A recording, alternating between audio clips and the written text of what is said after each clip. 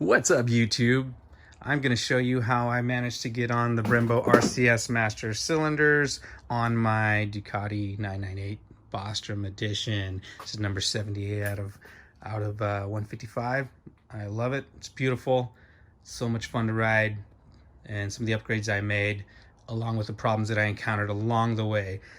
So this may be old news to some of you, but to me, it's just something I discovered along the way. The master cylinders, as you're aware, on this bike, the stock ones, I just didn't really like them. They don't have really good feel, really stiff clutch pull, really wooden brake feel. I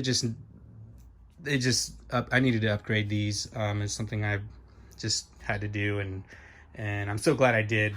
But here's some of the challenges I encountered and how I remedied them. So I'm gonna go over this with you, and I'll try and make it quick because I'm sure you'll be sick of my voice after too long. So let me just kind of give you a rundown. This is the final product. This is my cockpit now. All right, so I got some Brembo radial master cylinders, the Brembo RCS 19s, curvygirl.com. Judy out there hooked me up, both of them. Hit her up, she's awesome, did a good job. I love those. So one thing about the Brembo, let's just start with this clutch here. The Brembo RCS, this particular model, unlike the old ones, as you can see here, the control knob is out here as opposed to back originally on the original models, they used to be here. So you had a little more room and clearance. So that means everything's kind of pushed out a little more this way than on the previous models. All right, so what I was having issues with was clearance at full lock right there. Yeah, so now you see that control, that knob, and the lever itself was making contact with the clocks. And more importantly, is how close your fingers would get here.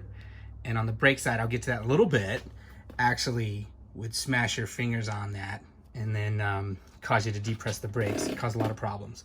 But I'll come back to the brake in just a second. So, like I said, the design of the brake is going to give you, it's going to come out a little bit farther, right? We already went over that. So, one thing about the 998. So I had a 748, I had two 996s. I love this particular family of bikes. The 998 is the only one that has the fast idle that sits right here. That's this guy. Kind of set like that. So it sat there. What that means is it took up quite a bit of space. As you can see, it's probably about a ½ inch. So it took up some space. So that meant, like I said, now that we have even less room because of everything's, the knobs are out this way, these levers were originally sitting right about here. The clamp was, and the whole master cylinder. So I just removed this thing altogether. Truth be told, you don't need, in my opinion, you don't need this is the fast idle. You don't need the fast idle on the 998.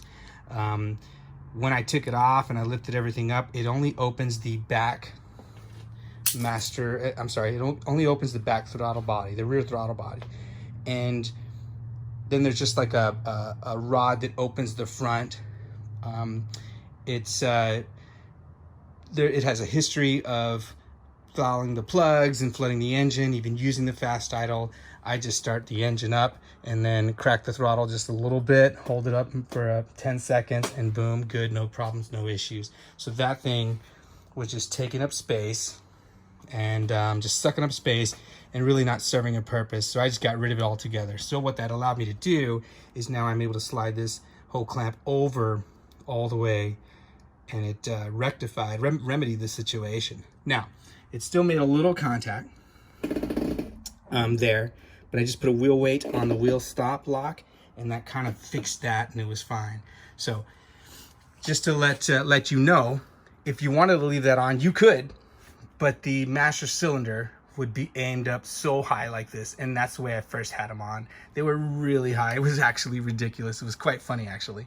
Really high, and that's the only way that you were able to miss the clocks and still squeeze under here. However, if you went to full lock, you'd almost get close to pinching your fingers, like I said, on the fairing there. So that just right off the top of the 998, I got rid of that thing, fixed it, problem solved. You should not have this problem on a 748, 916, 996. I don't believe those. I know for a fact that the 748 and the 996 had the fast idle button here on the throttle body housing. So shouldn't have that problem there. But on a 998, get rid of that, and that'll pretty much fix your clutch issue. Front brake. Front brake's a little more challenging. So this is what we had prior. So we had the throttle body, obviously, right? Then here was your kill switch and your start button. So then that meant that this master cylinder was slid all the way over here. Same thing, it was causing the same problem. Actually, it was even worse. It was even closer, and they were really high to get these things to work and avoid the clock. It was just kind of, it just didn't work. And I actually did, going at slow speed, turning to the left, I actually did make contact with my fingers here, caused me to depress the button, actually cut my finger pretty bad, and actually caused the bike to jerk and stop. So safety issue anyway. So what I was able to do, same thing. I got rid of this, and I came across, because I came across this awesome product from Apex Racing. I'm sorry, Apex Racing. Tyler at Apex Racing hooked me up with this. Dude's awesome. This piece is awesome. What it does, it clamps to the master cylinder itself. So it's the back clamp, it's the butt to it. But it doubles as your kill switch and your start button there. See there?